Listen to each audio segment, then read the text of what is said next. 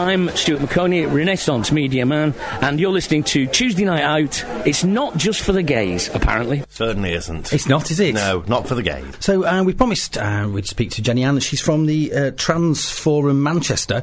So welcome to the show, Jenny Ann. Thank you. Good evening. Hello, how are you today? I'm fine, thank you. And you? Very well, thanks. Yes. What's this function you're at then? Are you allowed to tell us? Yes, it's the Transgender Day of Remembrance, the actual day for remembering trans people who've been either murdered or have been violently attacked just for being trans. There is a big website in America, and since about 1998, we can already account for over 400 people who've been murdered. Really? Which is very sad. So is this a worldwide day of remembrance then?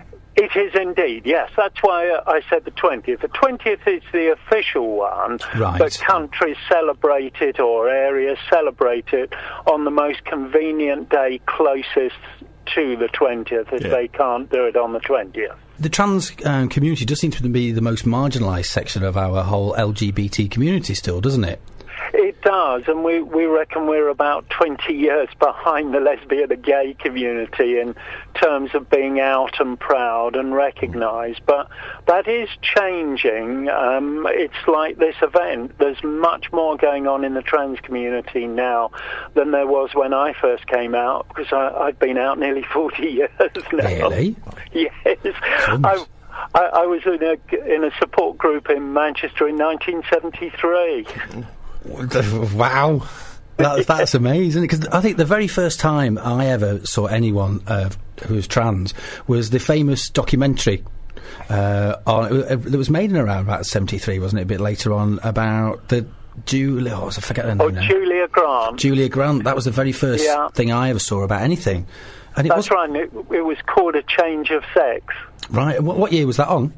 I think that was late 70s, because the consultant Julia went to go and see, John Randall was the guy I saw, and he was equally awkward with me. Oh, was he?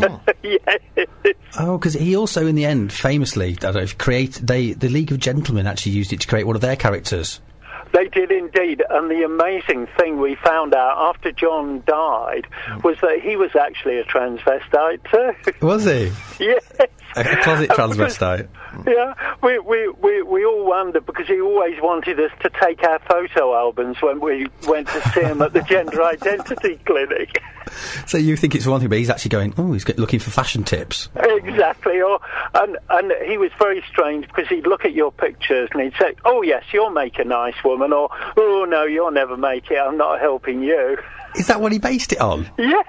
So nothing to do with, there was nothing about mental stability or anything like that at all? No, but the good thing was he was the only guy who was helping our community in those days, and I think he probably thought that if he thought it was going to be tough for you, it was going to be 10 times worse in the real world. You can appreciate that, I suppose, yes. but would you rather have the surgery and suffer and then face the real world, or would you rather live the lie? Exactly. I mean, for me, now that I can, there is no choice. You live what we call an authentic life. And yes, lots of us know we don't pass, but we want people to see us for who we are, not what we are. Yes. Yeah. So do you mind me asking, what is life like for you, Donny? Do you feel that you're pointed at, looked at, or anything like that, or do you just pass incognito? I don't think I pass, because I'm rather a tall lady, and as you can tell, my voice is very girly either. But what I find is, if I'm confident, I dress reasonably, I smile a lot at people, and I try to be friendly, people in the main are accepting and friendly, and I'm actually quite surprised when people don't know I'm a trans woman. I think, wow. But as I say, I think if in the end you work on being a nice person, then people in general tend to accept you. Yes, I've always found when I've worked at new places that if you were just nice and just yourself and you were nice and helpful for a while, and then you told them that you were gay after, they already knew you, so they weren't going, oh, all he talks about is being gay. Yeah, and you weren't forcing it down people's throats, kind of thing. So I suppose. Whereas I've had it from the other side when I moved into my new workplace of work, everyone knew I was gay. Right. Because, unfortunately, one of the directors happened to be my father, so he'd often, they'd see me around. And there were a couple of people there who were a little bit, woo, he's a gay, woo.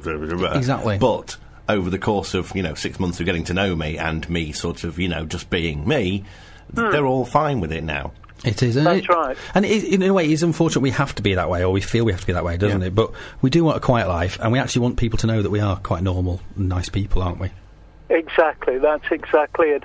And we do, from our group, we do a lot of diversity training, and we feel that's the way to engage with people. And quite a lot of people who come on the course say at the end, oh, actually, you're quite nice people. Yeah. What did they expect? Exactly. We say to them, well, did you expect us to have two heads or something? A bit of satanic worship while you're there. Exactly.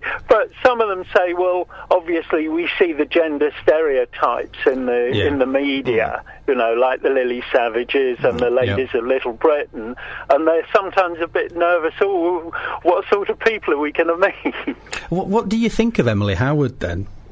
Well, in a way, I think it's good because it brings it out in the open, and I always say, if you can laugh at yourself, you're halfway there. Yes. I actually do agree with you on that one, because I don't find any of the only gay in the village stuff offensive. It does sum up a lot of the stereotypes of people that you do see out and about, don't they? Because actually, I mean, even with the only gay in the village, he is the most homophobic person in that village. Yeah. So that turns it on its head, and it's like the Emily Howard thing. He is the most sort of, in a way, anti-becoming a woman person there. Yes. And so by taking it to the extreme, I think it helps make people realise that actually people aren't like that. Yes. Exactly, yes. We call her the world's worst transvestite. She's brilliant, I remember that. Oh, no, I think Matt Lucas's character, the one that plays her, still with the little moustache as well. Yes. I think he's worse. Yeah. Yes. But it does, as you say, it brings out a stereotype that isn't right, and people can start to see, well, actually, that's quite fun, and the real people are better than that. Yes. Absolutely. At the end of the day, we're all, underneath the skin, we're all basically saying we're all normal people just trying to get on with our lives, aren't we? Exactly. And I liken it to, sometimes, perhaps years ago, when people met a black person for the first time, they think, oh, I'm not quite sure about this. But then they actually found out they're rather nice people, and they have a lot of fun. Yes, absolutely. It's just getting over your own stereotypes. Yeah. It is a phobia.